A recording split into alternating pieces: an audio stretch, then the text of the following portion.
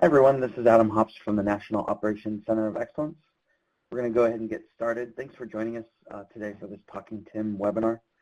Before I turn it over to Paul Joden and Jim Ostrich of FHWA, I just want to go over a few things for the webinar. As you may have heard me say, everyone will be muted throughout. We have a good number of listeners today, so we want to control the traffic. So please do ask questions using that question and discussion pod on the right-hand side of your screen.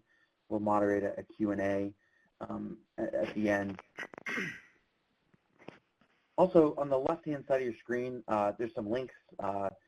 Our Knowledge Center, we also have a new set of case studies that are out, a lot of TIM topics that are in there, so check those out. And then the slides are available there up below the logo as well. I want to thank Paul Joden and Jim Ostrich for letting us host this webinar. Obviously, they have a fantastic TIM program over at FHWA, and we're honored to be able to help get the message out and share all the good work that's going on around the country. So thank you to Paul and Jim, and Paul, I'll turn it over to you. Okay, thank you, Adam. So I'll continue with the thanks and thank the National Operations Center of Excellence for supporting us in our endeavor to do these Talking TIM webinars. So we, for the last few years, I've been had the opportunity to travel around the country quite a bit, and I keep hearing of all these cool things people are doing, and all these stories that keep. Well, that really we need to share that with folks, and we need to share this idea with folks. And actually, at Federal Highway, we have some projects that we probably should do a better job at letting folks know what I can, what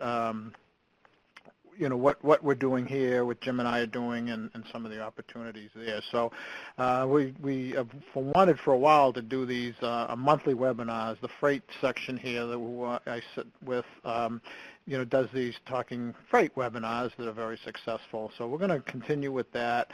After this month, they'll be in the fourth Wednesday of every month. Everyone here will get the same invite that you got this past month, but hopefully you can make it and share with folks. We plan on having a sort of a loose format, but one will be maybe Federal Highway sharing some information with you, and then maybe something from the program level, and then one, something that's a topic that's boots on the ground. So we hope to continue that. I request again, if you have any good ideas or any good something that in particular that you might think is unique that could be shared with others, let us know. We'll be happy to do that. So today with me, I have my partner in crime, Jim Ostrich, here at Federal Highway, who's going to help me present the business case. I'm just going to do an intro, and then Jim will take it from there. And then Michael Van Dinker, I probably butchered that name. Sorry, Michael, from the CAT Lab in the RITIS program, and we asked them, we worked in partnership with them to develop a tool to help pull TIM-related data through RITIS that we can use for our TIM programs. And I saw a presentation, I've seen it a couple of times, and there's some good opportunities there for the TIM program managers. And then my friend Justin Goonan from Oregon DOT is, Oregon has a great program, and I thought hearing from about their program and their push, pull, and drag program would be of interesting topic. So with that, I'll start with the business case. We hear about all kinds of arguments with the business case. There's a lot of slides that Jim and I are going to go through very quickly. Know that this will be available for you in a few weeks. We'll be putting on the Center of Excellence Knowledge Management System. We have a whole TIM section of the knowledge management system in the Center of Excellence, and then have a link also would be available on the TIM, the Federal Highway TIM website. Give me a week or two, and before that, it's all set to go, but pretty close. So we just wanted basically some new information, kind of freshen up what is our business case when we try to push the programs nationally. So Jim and I have been working. We actually hired a contractor to help us with this. Some very smart people that were able to do a little bit of research and to kind of freshen up the story, if you will. We all know that Tim's a good thing. Most of the folks on the phone I don't have to sell, so we're not going to really sell you the business case, but we just wanted to make you aware of the opportunities with it. So, we all know it's a common problem. I don't need to sell you on that, but we wanted to show you what the PowerPoint looked like. There's 3 different sections of the PowerPoint. Save traffic incidents, save lives. Traffic incidents impact lives, time, and money. And the sections that Jim will talk about in large part will detail that a little bit more, and with some data and some information that we have. So, with that, I'll pass it over to my partner in crime, Jim Ostrich. Take it from there. Okay, Paul, thank you. And thank you again. I want to echo Paul's remarks. We're part of the national team, and so many kudos really to everyone that's joining us here today. I see some new names, so that's great, but definitely success that we need to recognize and be proud of. So the Sharp 2 program, when it started, the 3 areas that Paul just mentioned, the impacts that Tim brings in terms of saving lives, time, and money, right away we go into some of the statistics that you see here. Apologize in advance, I'm going to be going a little bit fast, but the number of crashes, the number of injuries, fatal crashes, that is, injuries, and one point I want to make on the property damage crashes, or just the injury crashes, that many of them are career-ending, and that's something to always bear in mind. Secondary crashes, high incidents, 6 times higher when the potential for a secondary crash based on an initial crash, and the fact that drunk driving deaths of that 34,439 for 17, almost 11,000 are caused by drunk drivers, and the distracted driving number is large as well, with over 3,000. Remember, the D drivers, as we train in the curriculum, is what our responders and quite frankly motorists are exposed to, in addition to the drowsy and the drowsy and distracted drunk. Anyway, I'm moving on here with again, the theme of this webinar is to underscore really initially the statistics, but want you to keep in mind that we're now in our 7th year of deployment of the training, for example, and we know the benefits that are derived from this training, and we're looking to you. You're going to see some of the studies that have already been done, and the benefits demonstrated by several states. But line of duty deaths is a big deal, part of this, and that we're trying to get a better handle on, and that is the total number of responders struck and killed, as well as injured. Primarily police, fire, rescue, and EMS. We have good data, but not so good really on the transportation work or public works, as well as outside of the public safety community, towers as well. These are some of the old stats, and I'm going to make a big emphasis here in a little while on another slide. The one here to the right with the workers in work zones is also a big deal, the number of folks, pedestrians that are being struck in work zones.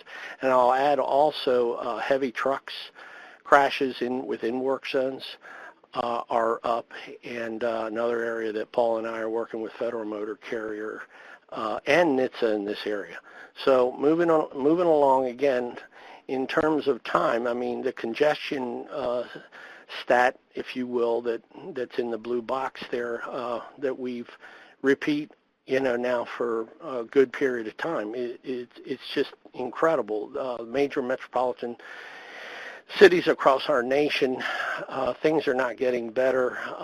They're, averaged daily traffic, vehicle miles traveled going up, the cost to society going up across the board, the time we spend in vehicles, what I call windshield time, depending on where you're located. All these things seem to be going up, and the raceway that when there's not congestion, the raceway that is our nation's highways and roadways is pretty alarming. I liken it to NASCAR racing with drafting and everything else that goes on with high-speed racing in NASCAR. I want to move on to, we all know, by the way, any kind of distraction on the shoulder or otherwise, it doesn't have to just be, crashes, blocking lanes. It can be someone changing a tire, a police officer writing a citation. It's going to impact the performance of that facility, that roadway.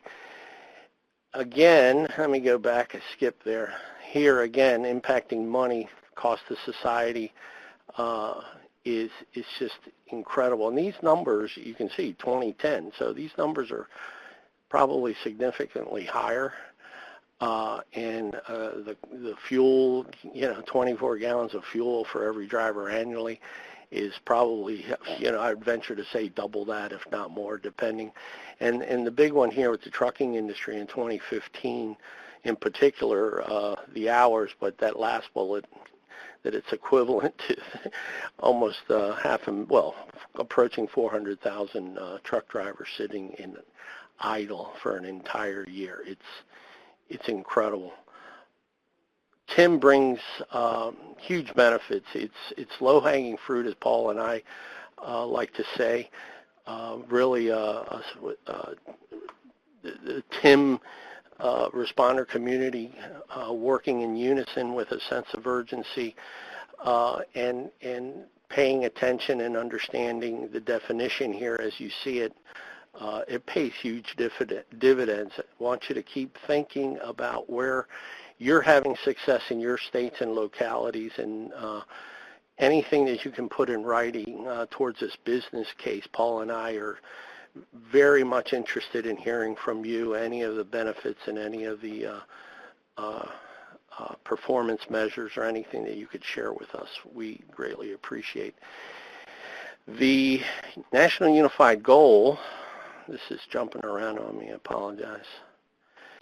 These are the 18 strategies that came out of the National Unified Goal that we'll talk about a little bit more as well in a minute, but they're still very much applicable, and we should never lose sight of. There are great things happening, as Paul said, in terms of technology and just good practices and work across the nation, and so much more to come. We want to highlight a lot of these activities, as Paul said, with these webinars, and we plan to do that here over the next year and share these stories and share a lot of what these strategies go to with you. So you heard me mention the line of duty deaths. Sorry about that. Going the wrong way here. What's going on? Okay, line of duty deaths. Horrendous situation we're in, folks. Since January 1st of this year to date, we're tracking really close to almost 20. I think it's 22 now. 22 all disciplines combined. That's approximately 10 towers, 5 or 6 fire rescue EMS, and 3 or 4 police officers, and then a couple of transportation and public works personnel. The numbers just are alarming and trending up, and so it's time to double down on our efforts to train the responder discipline in your state. So please bear that in mind. This is really horrific what's going on.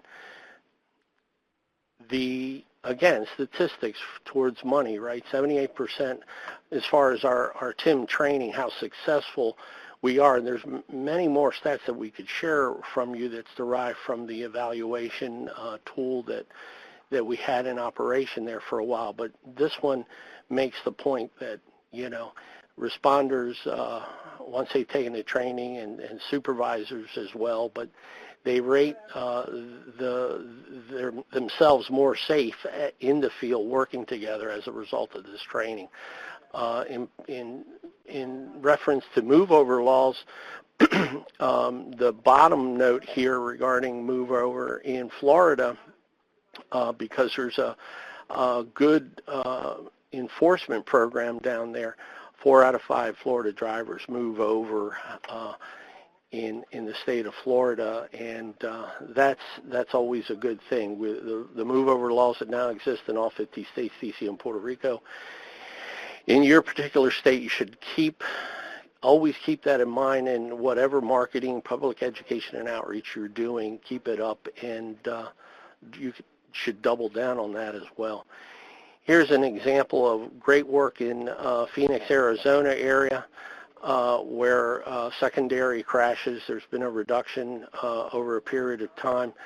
Arizona DPS, our old friend Jeff King and Captain John Paul Cartier and many others in Arizona have worked very hard over the years, including with the public education and outreach, have done really great things with the TIM program in Phoenix area. And so this is the kind of thing we're looking for that I was mentioning from each and every one of you, if you know of data that you can share with Paul and myself. Here's Tennessee, an example of the back of the queue program that Tennessee's had in play since 2013, but there's right there a 19% reduction in secondary crashes over the same period in 2012.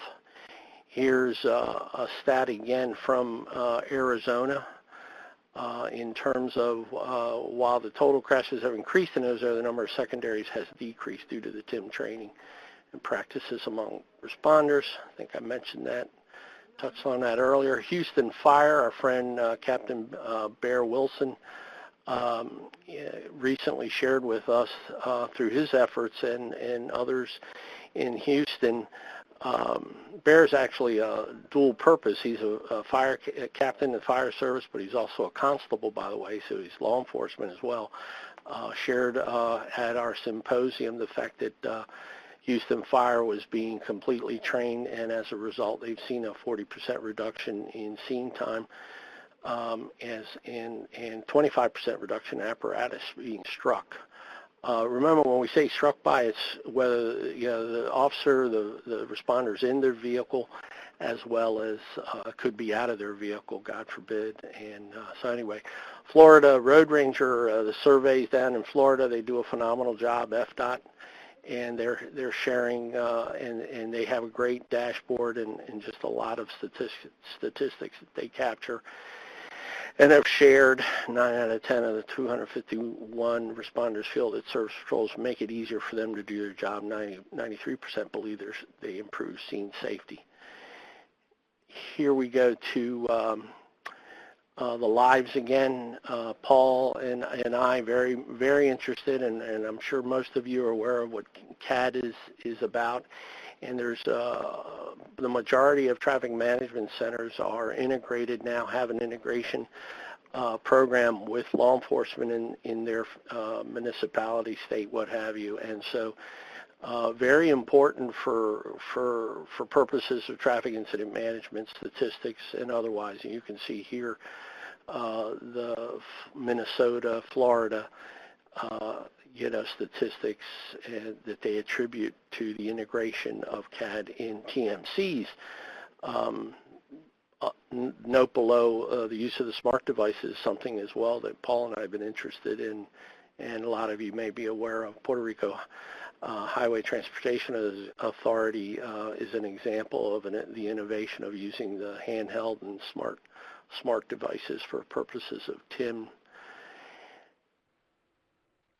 More in the area of Oregon, we're going to hear from from our friend in Oregon here shortly. This is a great program that Oregon's been conducting now for several years.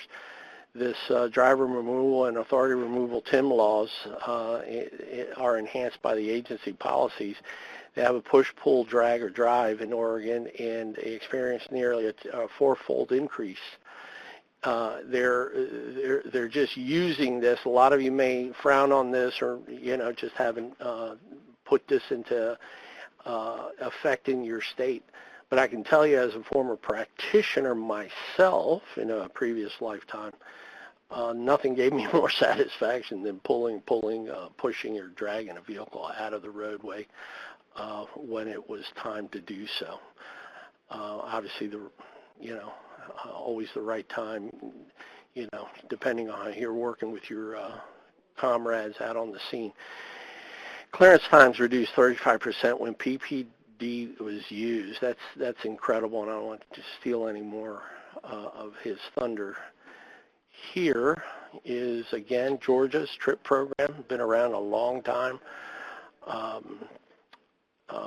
proving again how important it is to develop these programs for towing recovery incentives in your state. There's various other states have implemented similar, but Atlanta's well known, and they've cleared incidents 60% faster. It's just incredible, the statistics there. 269 minutes in 2007 to an average of 108 in 2017. And back to Bear in Houston, after training all the personnel in TIM, the Houston Fire Department experienced a 40% reduction on scene time for motor vehicle incidents. That's phenomenal. Again, don't forget, if you have these kinds of data, statistics, please share it with us. And in Virginia, another example, TIM training Virginia reduced average roadway clearance time to 56 minutes, which is a 41-minute reduction from 2017 to 2018. An average incident clearance time was reduced by 31%. And of course, our good friends with Maryland CHART program, whenever the CHART response teams are involved in incident response, average incident clearance times are 31% shorter, which is phenomenal. And Chief Dan Sharp's not mentioned here. He's a great friend of the program in Oro Valley. He's the chief of police there. Paul has been working and I with him, and he's a small department, but nonetheless, all his personnel have been trained, and you can see here once the officers became focused on TIM practices and tracked the data in CAD, roadway clearance, incident clearance were reduced by 32% during the first 6 months of 2018. So just going through a variety, Paul and I wanted this presentation to really highlight the successes we're having, but we need to work together and continue to share this data for decision makers, hierarchy, and leadership within your states, whatever the discipline, so we make the case for traffic incident management. Here's a graph again, another one from Arizona DPS, showing the reduction of roadway clearance time by 20% and statewide average of incident clearance time reduction by 4%. And I think this is almost the last slide, which is one of our favorite slides. Again, thanks to Jeff King. He presented us with this a while back ago. I'm pretty sure it was Jeff, and it just makes the point that, when you're working together, what they did there is they, and Captain Cartier came to the, summation really that, in aggregate, when you take all the hours and the time in working together, reducing clearance and all the other roadway clearance, incident clearance, and all the above, if you will, that in an aggregate it adds up to thousands of hours, which in turn results in increase in obligated patrol time, however you want to say it, hourly time, whatever, but it added up. It's amazing that over 44,000 hours, or approximately 25 full-time employees. And that's just an example of when you really drill down and get into the weeds, what you can come up with, if you will, to justify or show benefits. So with that, I think, well, no, here's another one. We have a few more, Jim, but we need to just show them what we have. And Okay. Clearance times, again, this is basically along the same lines, Houston Fire with hazmat.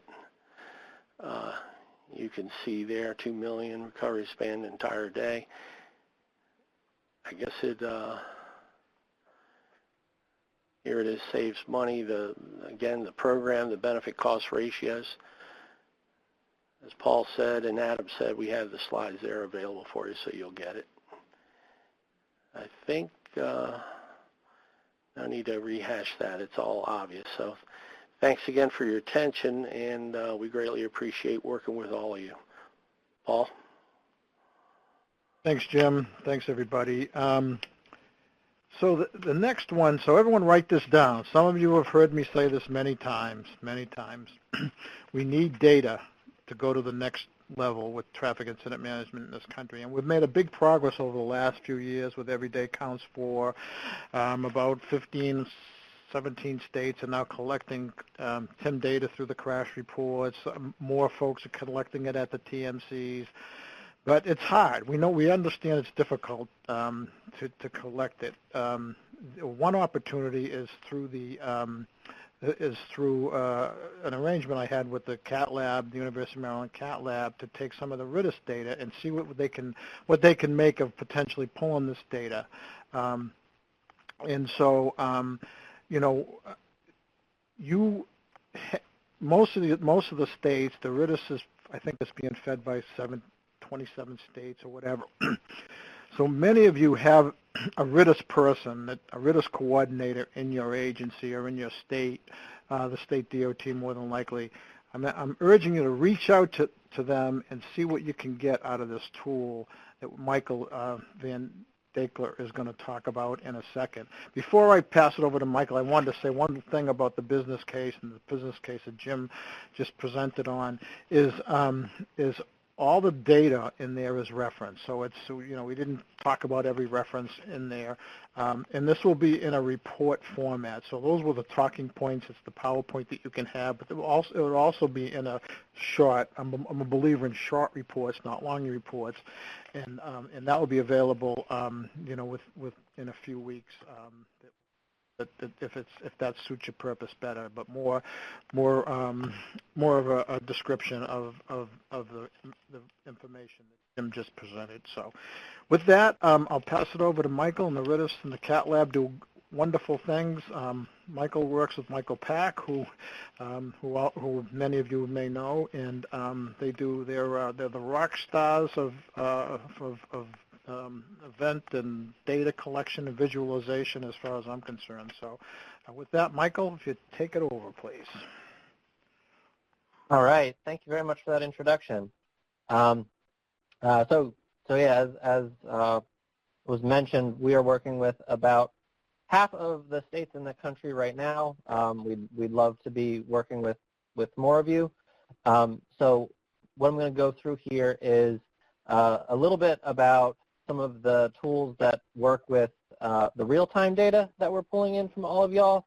And then I'm going to talk a little bit about an archival tool that we built to help support some of the work that the people in the TIM program at FHWA working on the everyday count stuff asked us to build out for them.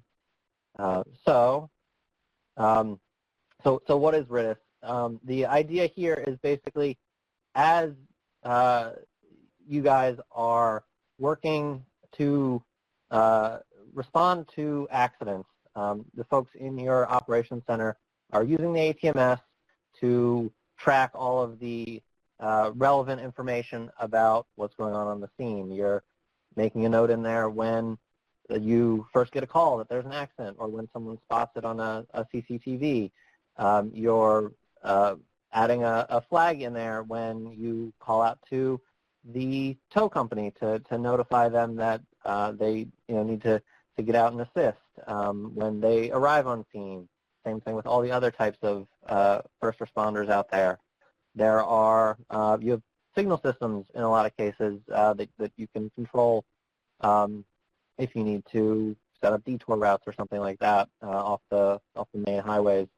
You have the variable message signs and the various messages that are displayed on there, and all of that is generating data and log messages inside your ATMS. And for the states that are working with RITIS, we are pulling that data into RITIS in real time. And then we're also working with private companies who provide other data that is relevant to what we do here. So the probe providers, TomTom, INRIX, and HERE, the National Weather Service for weather data so we can know what the conditions are like literally down on the ground, CAD systems, transit systems. We're pulling in all of this data, and we put together tools that help to visualize and allow people using RITIS to quickly make sense of what is going on the scene, regardless of what their own native ATMS might provide them. Because they're getting the benefit of knowing what things their neighbors are dealing with, which is particularly helpful out on the East Coast where the jurisdictions are quite a bit smaller than they are on the West Coast. An accident happens in Maryland on the Beltway around D.C. Well, D.C. cares about that too, most likely, because they're going to be suffering from some of the backup, and Virginia probably cares about it too for exactly the same reason. And natively, their two systems don't talk to one another, but through RITIS, they can see each other's data. And we also disseminate the data, so you don't have to use the RITIS tools to find out what information is stored within RITIS and is coming from everyone's ATMS. You can subscribe to a feed and integrate the data coming out of RITIS into your native ATMS. This is what Maryland State Highway does with the data that they get that we pull in from Virginia. So if you go up to the State Highway Administration from Maryland and you're looking at their ATMS, they actually have Virginia's incidents in there just natively because they have worked with us and they're pulling that in.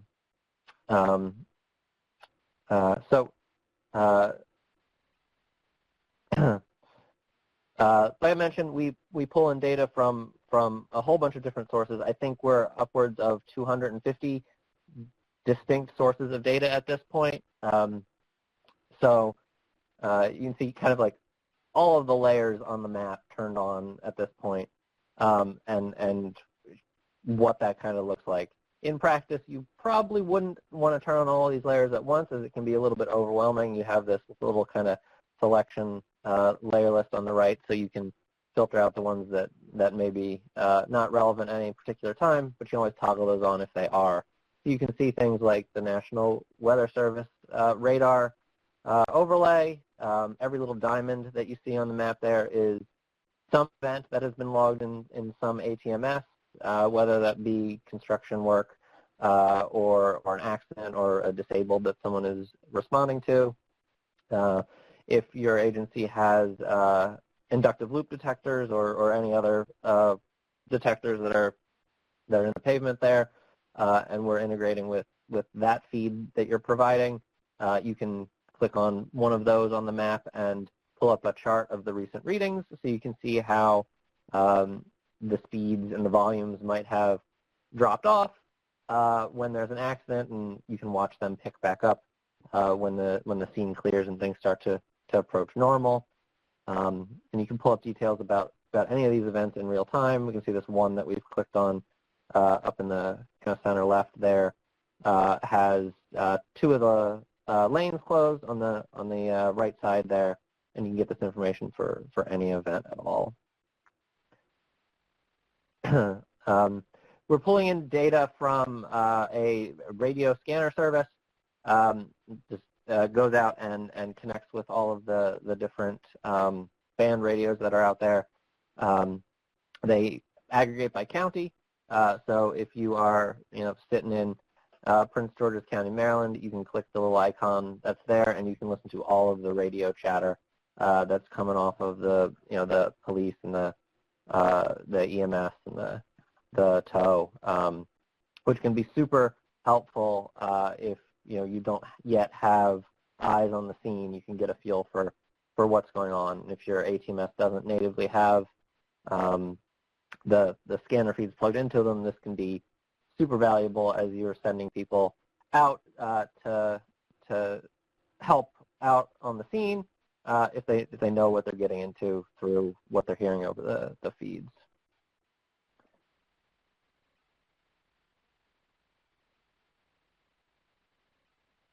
We're pulling CCTV Media data for a couple of agencies. I think it's only about a half dozen at this point. We'd love to get more of this. Both real-time feeds, so streaming media, and for agencies that don't have that but have static images that refresh every couple of seconds, we have that as well. And we put together this little feature where you can build basically a personal media wall.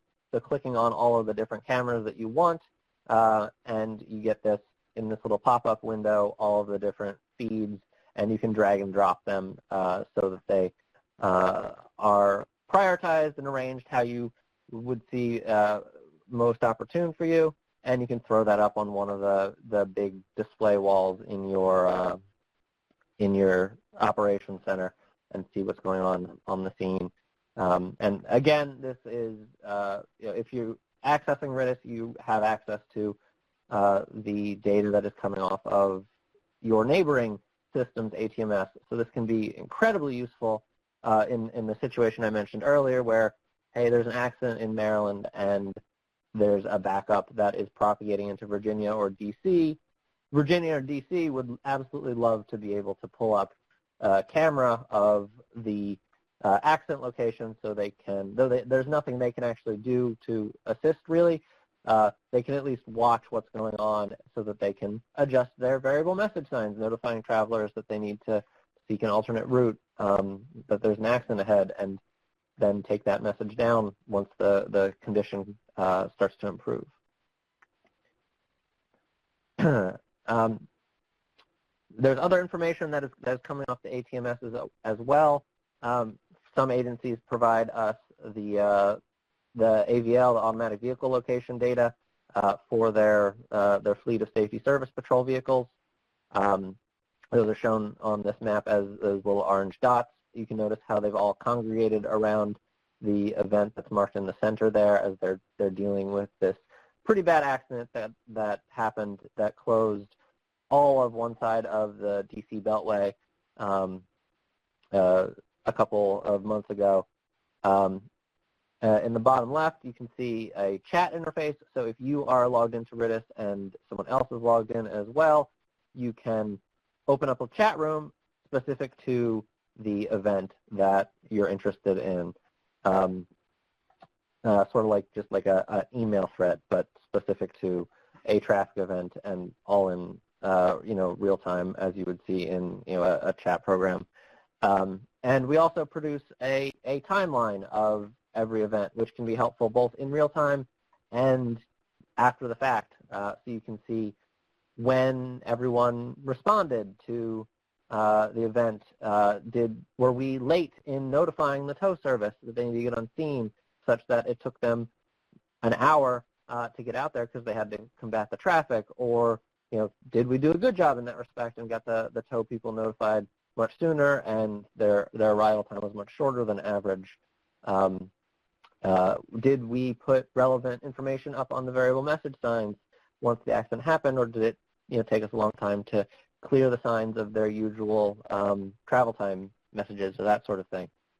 All of this can be really helpful both in the moment, as you can see, where you might still have something that you in an operations center can do to help, but also after the fact, so you can see where it is that you kind of made the impact and where it is you can still make more of an impact. And so that's all well and good in a real-time context. But what happens after the accident are cleared from the roadway and things are back to normal. Like Paul mentioned, we can't really make great decisions without a wealth of data behind it. The more information we have about how we've performed in the past, the better informed we can be about what we're going to do in the future, what policies we need to implement, what programs we need to implement. And so that's where the CAT Lab got involved with the TIMS folks at FHWA and their Everyday Counts initiative to build out a tool that would help look at the bevy of historical information about traffic accidents that RITIS has collected and start reporting on some of these stats so we can hopefully learn more.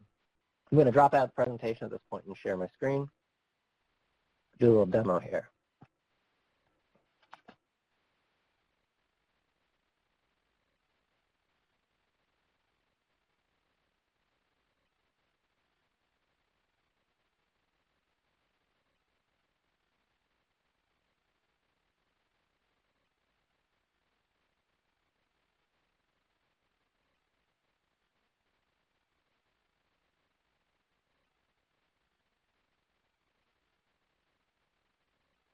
Michael, it looks good on our end here. All right, great.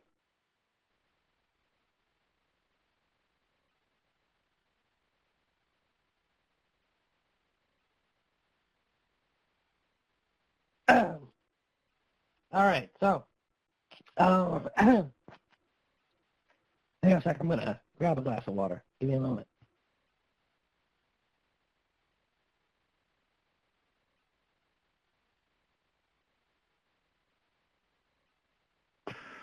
Hope the glass of water's nearby.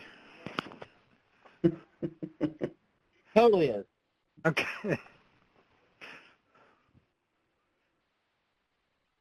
Sorry about that. Been getting over a cold for a little bit. All right, so what we have here is the query interface for the tool we built with FHWA. Kind of the idea here is we've got all these different agencies that participate in RITIS. Let's put them out there, let people choose which agencies are relevant to them. Again, you're most of the time, if you're using this for your day-to-day, just going to select the agency that you represent, maybe the neighboring ones if you're interested in seeing what's going on with them. So I'm just going to tick Maryland here and Virginia as well. And then we want to set up some filters so that we can narrow our search so that we're looking for just whatever happens to be relevant to whatever study we're doing at the time. So within RITIS for probably about 10 years now, we have been interpreting the data that comes in from the ATMS systems and standardizing it. So what is an accident in Massachusetts might be called a collision. In New York State might be called a plain old incident in Rhode Island, which, if we're not all speaking the same language, doesn't exactly help us figure out how we're performing together. So we've come up with these sort of standardized types that we convert all of the incidents coming into the ATMSs into. So I can choose to look at whatever I want to filter on. I'm just going to leave all those unchecked at the moment, so in effect, setting no filter there. And the Everyday Counts initiative also defines their own sort of standardization technique for agency event types into a much shorter list. It's only got 6 items in it, which is a good idea, I think, a good approach to keep things simple. And so we can filter there as well and say that we're just interested in crash or disabled or what have you. And then since we do have the data from the ATMSs, you can choose the types specific to those as well if those are the terms that you are familiar with using as well. So I selected Maryland and Virginia up at the top. So these are the event types from the ATMS for Maryland and the event types from the ATMS in Virginia. You can choose to filter on as well. If I am, rather than trying to run some sort of, statewide search for events to try and compute stats on that level, maybe I just want to look at a particular corridor or a particular set of corridors so I can target the improvements that I'm trying to make to the specific problems that I suspect are occurring on those roads. I can type in I-495 to grab the DC Beltway and I-695 to grab the Baltimore Beltway if I know that there's something there that I want to look at. And I can also choose to hone in on a particular region. I can choose whole states, or I can choose just a subset of the counties to narrow in my search. And then I can choose the date range that I want to look at. This is filtering based on what time an event started. So for a long-range construction project that is open in the ATMS for months, you would, and you're trying to locate that event, you would set this to the date that it started. And so if I were to submit this as is, this would bring back all of the events that were logged in Maryland and Virginia's system that started today. I can change this to be whatever I want. We recently did some performance benchmarking on this tool and found that with a modest browser, or modest computer, rather, the system can handle loading about 250,000 records into browser memory. So depending on how how many events your system is logging, that might be many years of data that you could load into this tool just in one go. I hit submit, and it goes out and thinks for a little bit. I'm going to switch over to where I actually have the results here so we don't have to wait through the query process. It gives me back the summary of the filter that I set, and it gives me just a tabular view of all of the events that filter.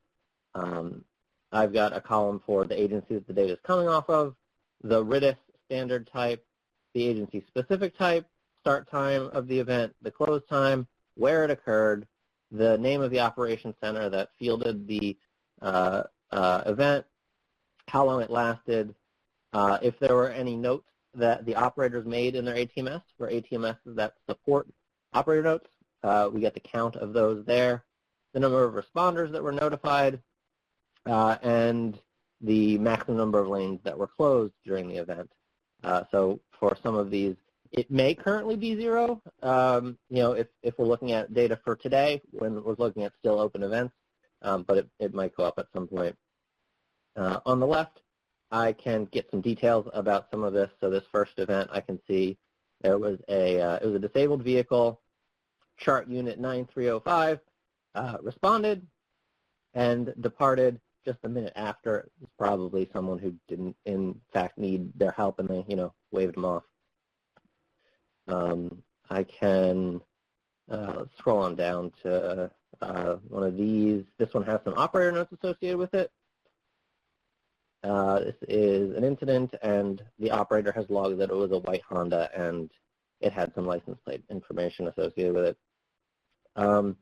And I can pull up a timeline for the event. I could do a whole webinar on this tool, so I'm not going to get into it too much, but this is what I was talking about earlier, where you can basically see a temporal layout of all of the individual actions that were taken and logged in the ATMS over the course of each event. There are another set of columns that I can introduce. We don't have them on by default, just for the interest of showing just the ones that we thought would be important, and with the screen real estate that's available. But I can turn more on if I want those. And I can switch over to a bar chart view to start viewing some more rolled up statistics rather than just an inventory of events. So this drop down here at the top allows me to choose between different types of data that I want to throw at the bar chart. And since I selected Maryland and Virginia, I've basically got a 2-series bar chart here with Maryland in blue and Virginia's information in green, so we can kind of see how they compare to one another. If I'm not really interested in doing a comparison and I'm more interested in just one of the agencies that I've queried, I can toggle off the others and look just at that one. So the first bar chart here is showing just a grouping of types. So based on the everyday counts, the 6 types that the everyday counts project defines. And so we can see, per state, essentially, just how many disabled there were during this range, crashes, and et cetera, et cetera. We do the same thing with the RITIS standard types. So that's your much longer list that I showed on the query form, and the agency-specific types as well, which is an even longer list because each agency is defining their own definition of types, and they don't necessarily 100% overlap. So you're seeing lots of bars here for types that only exist in the Virginia ATMS that don't exist in Maryland. I can look at a distribution over day of week. We see things that aren't too terribly surprising on the state range. Sunday had fewer events logged, and Saturday as compared to the work week, which is what we should expect since they don't have a morning and evening commute really to speak of. And we can also look at things by hour of day, and just absolutely immediately, we didn't even have to crunch any numbers here as a user, but we can see Virginia, 9 a.m. Maybe it's valuable to invest in more safety service patrol units during that time, since that's when more accidents are happening. If we have more people out there, we can get the events cleared faster, and the fact that there are more events happening at that time might eventually not become too much of a problem for the traveling public and the safety of the individual responders. The Everyday Counts Initiative also defines 2 clearance time measures. One is the incident clearance time, which is when the difference between the start of the event and when things return back to normal. And the other time is the difference between the start of the event and when everyone's off the scene, all lanes are open. And you'd see just, how quickly, a lot of those 0 to 30, a lot of events fall in that 0 to 30 window. But if things are, for your state, falling with a lot of events in the greater than 2 hours window, there's probably some improvement that you can do, adopting some TIM practices and whatnot to try and reduce that number and shift the data, to the left. A graph by road, not surprising, a lot of events entered in ATMS systems are not on a major road here and get grouped in other, and by county as well, if that statistic happens to be interesting as well. We also have a map function, so you can see visually where the most events are happening. So this is every event. I can dial down the opacity if I find the brights a little overwhelming. And I can apply filters as well. So let's say I'm maybe only interested in a map of all of the disabled vehicles. I can come back to the bar chart and set that filter here.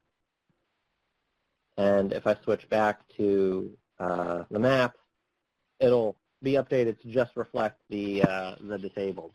And I can do multiple column filters as well. Maybe I'm just interested in the disabled on 495. Switch back to the map, and there you go. So I can really quickly put together a graphic that I can use to take to my governor or legislature to try and seek funding by demonstrating that, hey, this is a big problem spot. We need to implement some sort of change here, and it's going to incur this kind of cost, and it's going to be valuable because it's going to reduce this real choke point out on the roadway where there's a lot of accidents occurring. And I can also switch to an icon mode where I can get yeah, go ahead. Yeah, I'm sorry, this is Paul. I think we need to move on to the next speaker. I want to make sure we get the next speaker in. So. Okay, yeah, absolutely. I'll wrap it up here.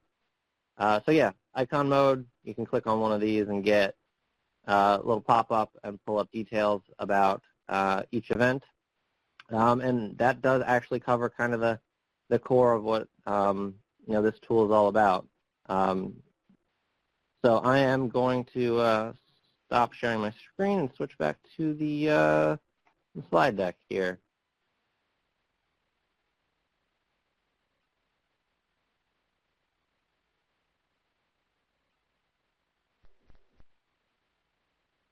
Well, while that's happening, I'll just mention that, emphasize again for all that you folks in the TIM community that may not be familiar with RITIS. Go to your RITIS person. If you don't have RITIS, then I guess you're going to have to ask them to get it. But we certainly have there's some opportunities there. Michael, you all set? Yeah, we're working on a bunch of other stuff. Would love to hear from you if you're interested in anything you see on this slide. The slide deck is available for download if you want to check this out, and I think we're going to share out the recording of this as well. So that's all I had. Thank you. Thanks again, Michael. Appreciate it. So one of the things we discovered while working with Michael is many of your states have bad data.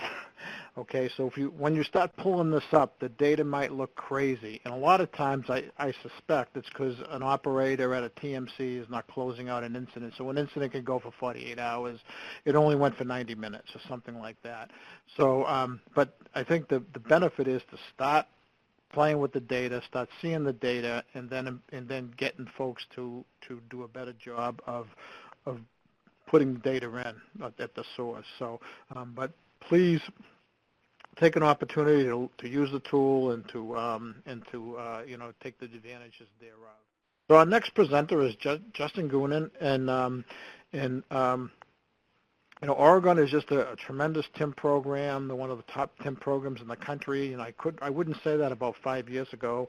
I've been out there a few times. The last 2 years I attended the TIM conference that turned out to be a multiple state TIM conference this last fall, and they just have so many good people that are part of that program. But the program is now moved over from Darren Weaver to Justin.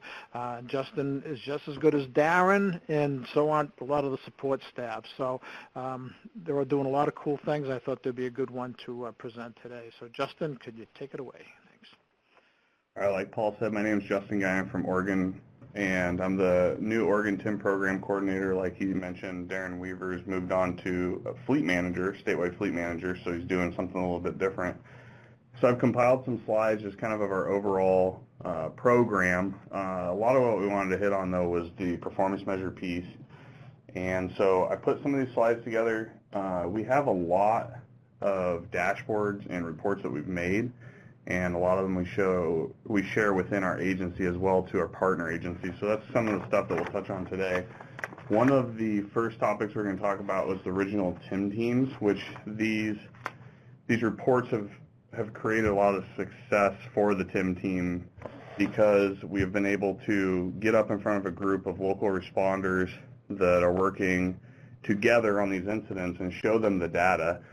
And what we always push is that the data isn't just ODOT data, it's their entire area. We're gathering all this data from their dispatch centers as well as our own. So it's a good piece for them to see. So what I really wanted to touch on is our regional TIM team. It really started with Portland, which is our large metro area, and we had a couple trickle through Bend and down into the Oro Valley, Medford, Oregon. But we currently have several teams across the state, and we're actually getting ready to add 5 to 7 more. So by the end of this year, we're going to be upwards of 12 to 15 teams. Makes a busy schedule for me, but it's an opportunity to really get across the state and really see FaceTime with these partner agencies that we don't get to interact with except for when it's the big icky on the highway. So what's great about these TIM teams is the interaction. We get our PIO staff, our construction staff there to give updates. We give a capabilities brief, all kinds of fun stuff. They've been a huge success, and they're only getting better. One of the successes we found is on our team making a generic flyer, and we made a PDF flyer that they can send out, and they can customize all of the information, but it keeps one streamlined view. And so we want to make sure that, you know, if we're doing this statewide, we want to make sure that we keep everybody in line and make sure that we're heading the right direction. We found by just making a lot of stuff ahead of time, it leaves less to the imagination for the teams and enables everybody to easily start these teams up with little to no prep work for themselves. So that's our regional TIM teams. I wanted to touch on performance measures as well. This is the big one that Paul alluded to earlier. We have several reports that we've made. Our big popular one is our TIM report, and we do that through Power BI. We have a gentleman named Brandon. I swear he's a walking, talking computer. He can do some really cool stuff with little to no guidance. He can just get in there and make some really cool dashboards and reports. But through Power BI, it enables a user interface that's super easy to put together, and he can hammer out reports within several minutes or a couple hours, and we can have some pretty in-depth reports that give us the information that we really need. So one of the TIM report features is time, day, and hotspots, so kind of what you saw with the RITIS, except for we're using it through Power BI, but it gives a lot of the same message. Recently we added county, and the county was kind of a big deal. We had a team that wanted to see information for their area, but every time we pulled up their ODOT district, it gave the Bend metro area. So we actually were able to drill down to their county to get them the information that they really wanted to see. Another piece that we're looking into with that is adding fire district overlays. And so to enable us to go to the state fire marshal's office and hopefully get their GIS information to where an agency can actually get into this report and actually look at their specific fire district with their GIS boundaries in place. The one Paul alluded to, which we're kind of proud of, is our push-pull-drag report. That graphic right there tells a pretty significant story. The top line shows your opportunities in minutes. And so this is when we have the opportunity, this is how many minutes it's taking us to clear an incident. And then when in those opportunities, the black line shows when we actually performed it. So you can see the difference between when we have the opportunity and then when we take the opportunity to use that tool. You can see the decrease in the actual median incident duration. To the right, those are over the past several years, those are the percentage decreases that we have. We have several users now. We ramped up our training in 2017 for the Eclipse. And since we ramped up our training, we've seen several users that have utilized this tool, as we refer to it as definitely a tool, to provide safe, quick clearance to our responders. We really drive home the fact that the less time your boots are on the ground, the less chance you have of getting hit. And we've seen several increases in safety and a lot of decreases in the amount of time that we're spending on the highway.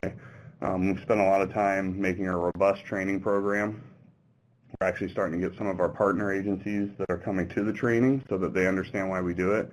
Our law enforcement partners are the big ones we want to get in there. We don't want to jeopardize their case by moving something that we shouldn't. So emphasizing collaboration, making sure everybody's working together has been the basis of this entire program, and then we were able to make a report to drive it home. Another one we have, our TOC dashboard. This is, we have reports and we have dashboards, and so our reports are such as the push-pull-drag, the TIM report. We created these dashboards that allow our centers to actually monitor their performance, basically.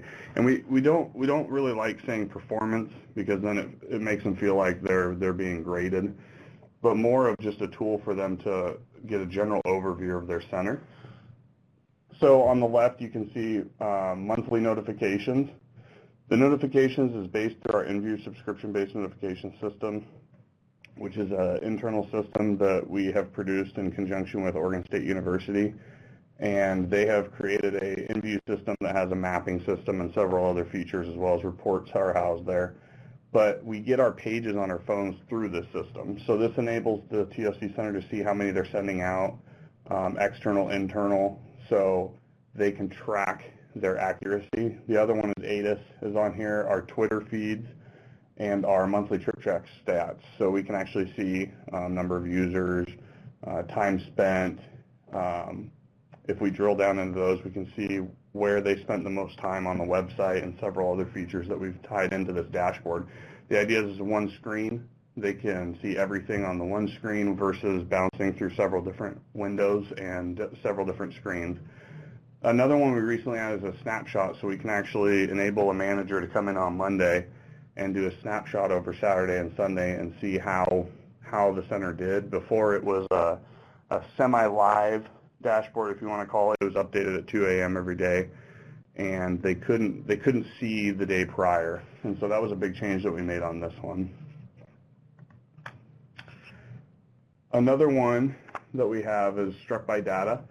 So Struck by Data is kind of a cool one that we've been working on.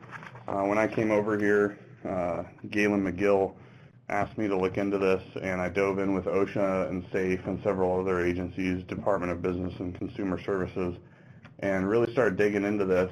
And we're hoping to refine some of this data. We're trying to get the occupational codes a little less generic and a little more detailed, so we can get better data for our dashboard. But this just kind of gives an overall picture of struck by incidents throughout our state. And oddly enough, and unfortunately enough, last night we had a Portland police officer struck by a Dewey driver in his vehicle. He's in the hospital, non-life-threatening injuries, but he does have serious injuries, and he's in a construction zone providing stationary coverage for the work zone. So as we talk about all this struck by data, it's still happening. And so that's why we feel that it's super important to try to find a way to grab some of this data and really get it out there and say, hey, we can talk till we're out of breath, but here's the numbers to actually show that this is happening. So another one I don't have in here, it's similar to the TOC dashboard, but it's the IR dashboard. It enables our dedicated incident responders or safety service patrol to actually go on and view similar things. So they can look at their push-pull drag percentages, they can look at their code 3 runs, they can look at median incident duration, number of incidents they ran, several other things like that, as well as their hotspots. So they can see the top 10 hotspots in the state. So we'll move out of the performance measures and kind of into our next steps. So our next steps, what we've identified in the ODOT TIM program is our strengths. We developed a strategic plan that we still work off to this day. It's been a very key piece of information for us to really work and base our projects off of. The other piece is the data performance measures. We feel that we're doing very, very good. The thing to remember with these performance measures is they're always fluid, right? So we're never perfected. We're never necessarily where we want to be. We always want to get better. And it seems like every couple of days we're getting an email on some way that we can refine these performance measures to make them better. And so we're very open with our state that we really want to make sure that we get the feedback so that we can make this tool as user-friendly and as accurate as possible. TIM training, we do pretty good with the TIM training. We stay pretty busy. We have good interaction amongst all agencies in our TIM training, which is very good. We do see, actually our highest partner in the state is actually fire and EMS, which I know some other states that's not the case. But the weird part for our fire and EMS partners, the most trained are not our big giant paid departments. It's not the Portland Fires. It's not the Salem Fires. It's a lot of these smaller rural volunteer departments. So we're trying to still tackle that problem and get our training into the larger agencies. Some of the other strengths is our stakeholder communications. Most of you know we just won a National Center of Excellence Award for our TIM communications, We have a Facebook page, which is actually the only Facebook page outside of the ODOT one within the agency, and it took a lot of work to get there. We have a pretty successful newsletter that goes to around 1,500 people nationwide, and we've really built upon our communications program and put all of our eggs kind of in that basket and really used that as our leverage to get out there and get to these agencies. We've done some great move over campaigns. Anybody that knows Jess McGraw knows that if she's on your team, she's very persuasive, and if she doesn't persuade you, she will get it one way or another. So we've been able to utilize her and get some really good footage, some photos, and actually today we're shooting a TIM training promotional video to send out statewide, so that's where I'm running off to right after this. Partnerships, we partner very heavily with state police and Oregon Tow Truck Association. We have actually one of the most active tow trainers in the United States, Gary McClellan, and OTTA is a huge partner for us, and we've been able to train a lot more towers than we ever thought we would when we first started this program. And state police is actually one of our heaviest partners, as in they have a lieutenant for Oregon State Police that is the equivalent to my position at ODOT. He's responsible for tow reform as well as TIM training. So I work hand in hand with state police almost on a daily basis to make sure that we're getting this across the state. Opportunities, everybody's always got some opportunities. We always don't like to say that we have opportunities to grow, but we like to put ourselves out there and really try to figure out where we can grow. And a lot of that is our regional TIM teams. I would love to have one in every corner of the state and everywhere in between, and we're kind of heading that direction already. Tracking secondary crashes, we're currently working on what we want to use as parameters and how we're going to track that. Our dispatch CAD software is not a purchased one. It's done through Oregon State University as well.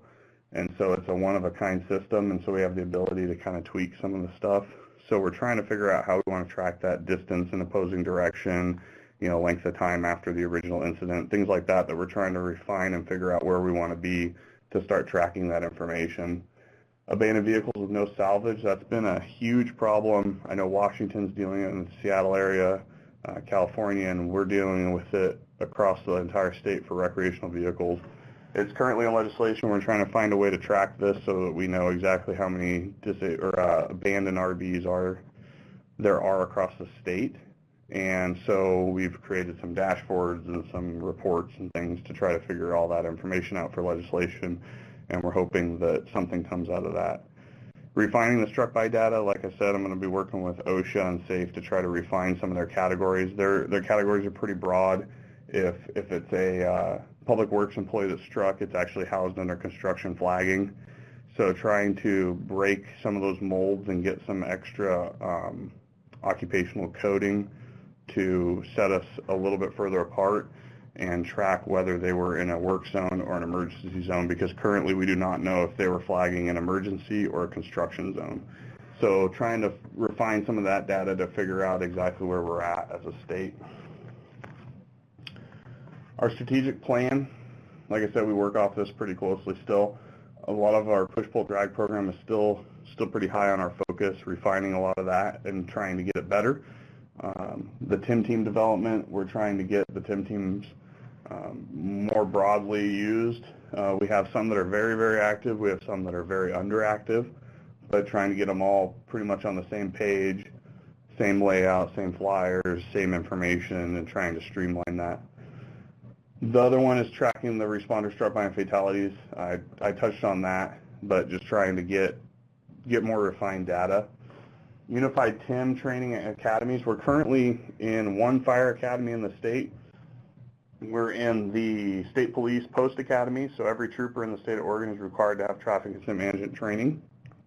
And we're actually working on 2 other fire academies that every new firefighter through that academy would have the TIM training, as well as our Division 50 rewrite for our tow reform is currently looking at requiring every tower in the state of Oregon to be on the state police or ODOT rotation as a tower to have TIM training. So one thing that we've been looking at is trying to proactively get some certificates out so that all of our towers in the state don't have to redo all the training, but ensuring that they have proof that they've taken the training. So I know that's kind of a whirlwind through a lot of the stuff that we're doing here in Oregon, and I could do a 2-hour webinar on a lot of the other cool stuff we're doing. But I wanted to hit on some of the high level pieces that we're working on. If you guys ever have any questions about any of this data, I know I whirled through it pretty fast, but feel free to email me or call me. I'm always willing to share, and as well as get insight from other states and what you guys are doing as well. Thank you.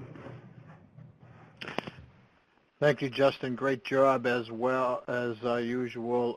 Yeah, and I asked you to do that, just kind of give the whole level, high overview of the different things that are going on. I know you have a lot of support both above you with Galen McGill, who is, I don't know, he seems to know how to find the great people over there.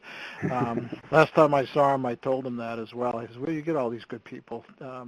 Between data and yourself and some of the team members, and then the marketing section, and even in the data, a couple of the data guys are incredible. So I just but you're doing a great job with it. So I really appreciate that. There are a few questions here. I'll try to pick them out. Michael Kruger had said, are the tow companies being dispatched to these traffic scenes at the same time as first responders during these incidents where they can get vehicles off the road faster? Justin, for your program, are they dispatched at the same time as police and fire for tow guys? Paul, we're trying. Statewide, I would say no. We do have pockets of the area where we just have troopers and fire and EMS that just get it. They have bought into the program hook, line, and sinker. We're staging tows. We're getting them prepped. We're allowing them to come in and run cables and chains and get hooked up prior. We also have some very proactive reconstructionists that are actually having tow clear vehicles as they shoot fatal reconstruction on the scenes. But then there's just when you think you're doing great, you hear the story where they're not doing that. So I would say we're about 50-50, it seems like. I wish that was a little better odds, but we're currently working on it, and that's part of that tow reform stuff of getting all the towers trained. Yeah, it's hard. And I would say in most of the country that is not the case. So the police and fire get there, and then they determine what's needed, and then they call the tow. And then we've been fighting for years that folks have to, they wait till the tow is ready instead of giving the tow a heads up that they're needed. And so that's been an ongoing battle that I think has improved around the nation. But right now it's definitely a mixed bag. But there's a couple of states that actually have an incentive program where they'll pay you $25 if it's a false run. If they dispatch and it's a false run, there's I think only 2 states that do that. But for the most part, I think most of them wait until they're needed, and that definitely could be improved, Michael. So it's a good point. Brett, is Brett any relation to you, Justin? Yes, it's actually my father. He and his question, I've kind of fielded his already about the Nevada test site, but they have a large facility that they could use with training. So anybody in here from Nevada, they have a large facility with a lot of equipment, and they may be interested in partnering for some large scale training. Yeah, and also, but just to expand on the question is, there are about 100 committees, maybe more, that meet throughout the country, at least quarterly, and they have different shapes and sizes. Some are small, and then some are very cover large areas. So the main thing is to get folks together and to figure a way to advance to move forward, how we can move things forward. So I hope we had 186 people or so at one time, 188, I think that was the highest. I hope the rest of them aren't family members, Justin. Did you stack the deck here with family members? No, I tried to avoid that. Okay. A lot of good stuff here. I think most of the questions have been answered, but I do want to think that Michael Presrick, I'm sorry I butchered that name again. I'm terrible with names, but I like what he said. Don't you all agree that it's all about performance with additional responder training and other added resources? We have to be able to clearly show that we are getting better by significantly reducing incident clearance time by accident types, hazmat, heavies, fatals. Otherwise, what's the point? Absolutely, man. You couldn't. I promise you I did not put Mike up to that, but it is what it's all about, and it's how we get to the next level, and how what we've seen, the better programs in the country have the data. Maryland has had data for years. Florida has had data for years. Washington State's had data for years, and those are the best and the most well-funded programs in the country, and that's what. That's why we push the data so hard, and I haven't been a firm believer in data most of my life, but when it comes to the business of the TIM programs, it really does make a difference. So don't see any other questions really. There's a lot of good comments. There were some questions answered. But I felt our inauguration webinar, Talking TIM webinar, was really a great start. We're going to have, again, more and more information. We're going to the next one is going to be April 24th, I think. I'll be sending out some information pretty soon. I have an idea. I don't want to talk about the presentations because I'm not 100% sure exactly who yet, but I do have some ideas that I'll be getting out to you, and then we're going to try to plan it out a little further, but I'm sort of just getting a team together to help with the organizing the webinars. But if there's no more questions, thanks everybody. Thanks for what you do every day for advancing TIM throughout the nation. We've made huge progress over the years, and I want to thank you all for what you do and for continue to march forward with this advancing the TIM. So thanks again, and we'll see you April 24th. Tell your friends. Thanks very much. Thanks, Paul. Everyone, this is Adam from NOCO. Just a reminder that the video of this recording will be on the NOCO YouTube channel. Feel free to, there's a link up there on the screen. Feel free to follow that channel to get that recording. We'll make it available via newsletter, website, and other methods as well. Thanks so much. Thanks again, everybody.